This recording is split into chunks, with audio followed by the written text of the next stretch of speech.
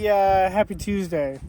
Yeah, Taco Tuesday. Taco Tuesday. But you and I didn't even eat tacos, but we had wonderful Mexican food. What are we doing here, Ethan, in the well of death when we should be home? I see an excavator. Oh, we're, observing dirt working. We're, I was on the phone driving, distracted, and we ended up in this predicament.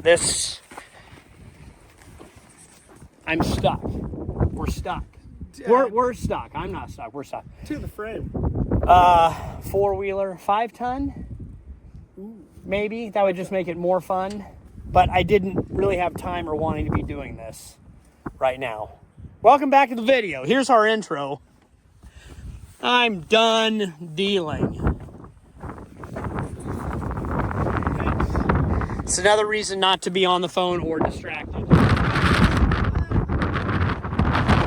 Let's go get our steps in. We'll go for a nice little walk. I guess so. Just realizing, I don't know if I've gone up this yet. Is it too steep? Or is it too wet to go this way? It's a secret.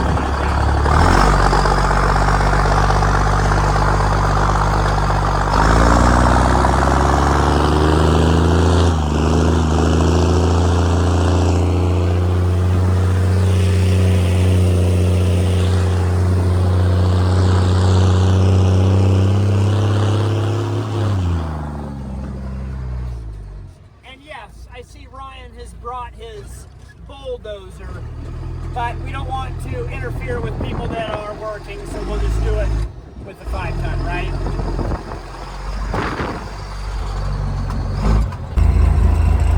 Alright, here we go.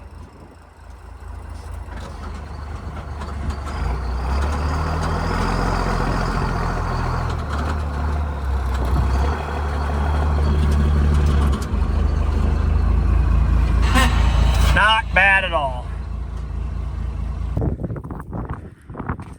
Good morning, Ethan. It's been about 6 months since I have started this. You're my camera. You think you're coming back to farm with me or take over the farm? You're camera dude. You're cameraman. Okay, battery and oil. Never step over a PTO shaft when the motor's running. We have way too much oil. That's a little bit concerning, but I just want to see if it will start or turn over. Make sure when it runs run start switch is on. Very good. Start. There's very likelihood not going to happen.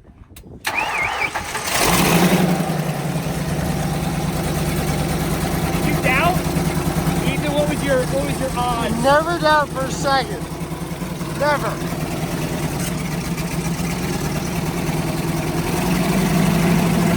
You always want to engage the clutch. Also, when you're letting a motor set, otherwise mice will get in there and bring corn and corn stalks. Pack a full clutch, and so then your PTO will spin all the time. So just a word of caution. I think the mouse nests are being chewed up right now. Chewed up and spit out. Alright, well, we'll be able to get to move this pivot so we can strip till underneath of it, so this field will be ready to go. It will get to be interesting.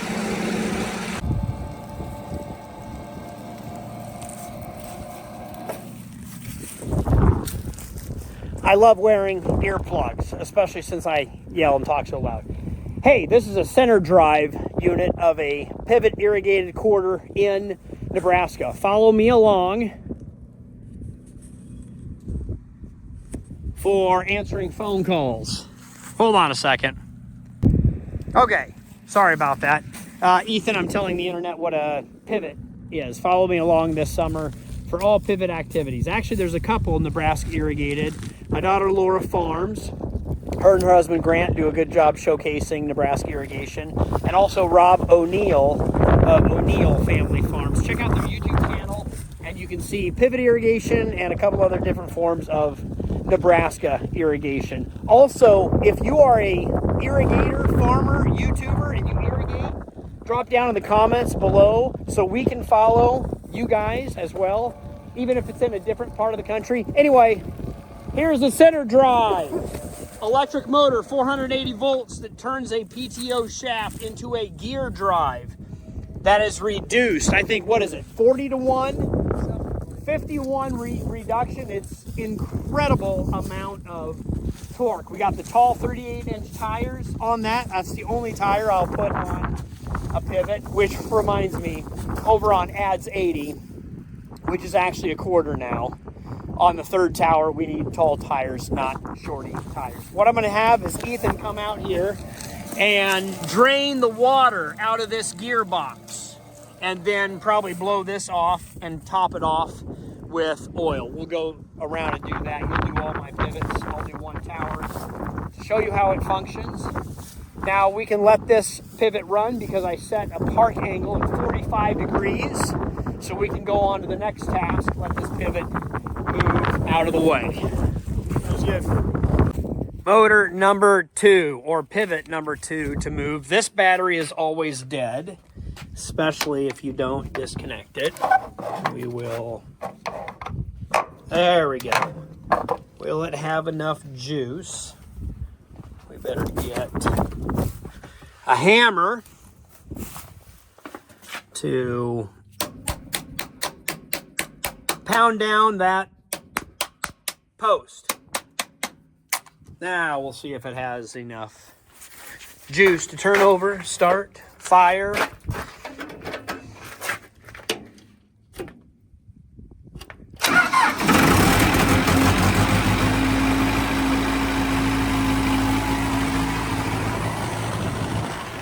Wow! 2 for 2. Looks like 2024 is going to be the year of good, nice, and easy irrigation. No problems. We're going to run this pivot left or reverse, counterclockwise. Blah, blah, blah.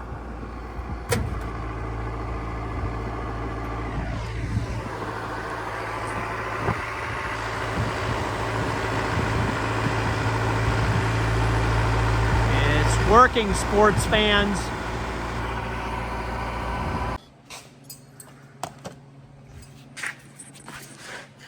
Nice tractor. Real quick, Laura, if you're watching this video, the answer is yes. A little bit of backstory.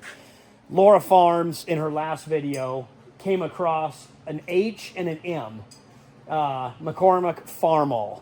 Classic tractors. So Laura, to answer your question, because you asked the audience if you should buy one, and the answer is yes. Keep in mind that your great-grandpa, Rudy, had a Farmall H. That picture was taken right outside that shop right there. Where the 8530 is sitting is where that picture is. So, yes, Grant, buy the tractor for Laura if Laura doesn't. Actually, if this tractor starts, when did you leave for college? January? When did we move this in here? October, November? Yeah, 4 or 5 months ago. It's been sitting here ever since. If this tractor starts, that means Laura should buy herself an H so she has one on her farm. Okay. Is that right? Yeah.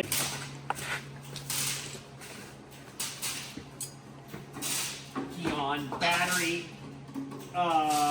key, choke.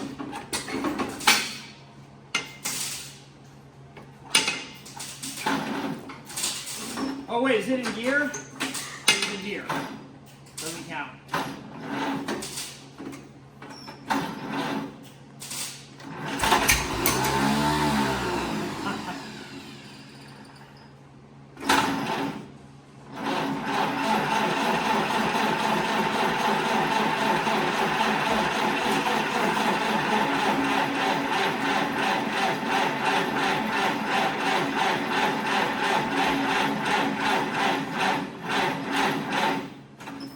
Smell it a little bit.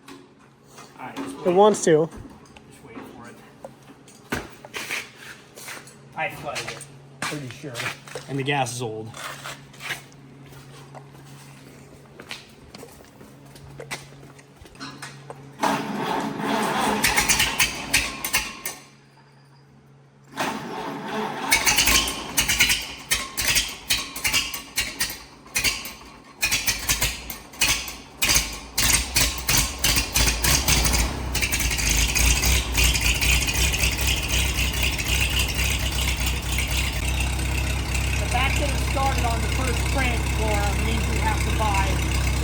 beautiful, magnificent machine.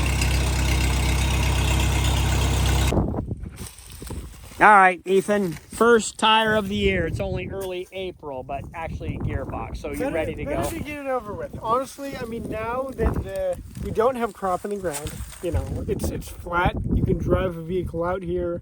The water isn't going. Honestly, in my opinion, if we could get all of this out of the way, that's a good thing.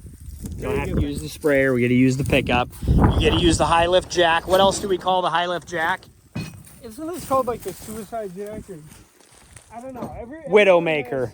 It's always functioned just fine for me, but it's something you want to be cognitive and cautious. A lot of people use it the wrong way, so we're going to show you how to use it the correct way so you don't die. Yep, that's a great idea.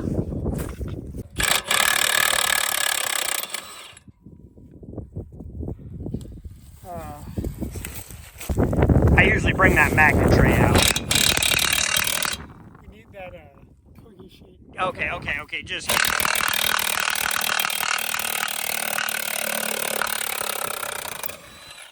Those are a little more rusted and coming off a little harder than one would ideally like. Usually they're not that bad, so WD is definitely help.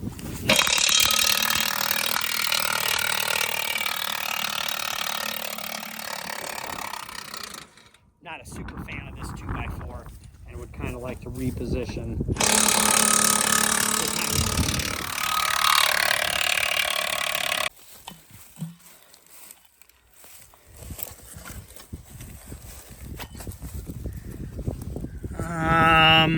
It doesn't look too damaged, but also it doesn't look like it has any oil or much oil in it. All right, Ethan, how's it going? I need an update. We need to take out these bolts here, which are 7/16, and the socket is too Won't big fit. for that. Yeah, I'll show you how I do it. Finally got it. Ended up being a good day because we got this gearbox on. And I finished shooting my video for the Strobel row finisher. One more side note to the row finisher is it folds up really nicely, even if you still have your jack stands on. These are designed and engineered to fit in between when it's folded up going down the road. What a great little device. Go check them out at strobelmfg.com. Enjoy the beautiful, here's another Nebraska sunset. That is gorgeous. Always get you a kid or two that can help you work. Good job running the jack.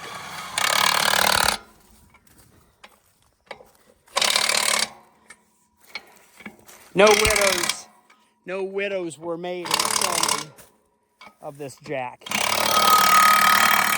All right, Ethan. Yeah. See you in the next video. See ya. Oh, hi, puppy, dogs. Get in there, duck. I should speak to the duck maybe a little nicer. Hey, Maverick, how you doing? Please don't go out this big exit door. Megan! A block of wood. Oh, it's Cooper.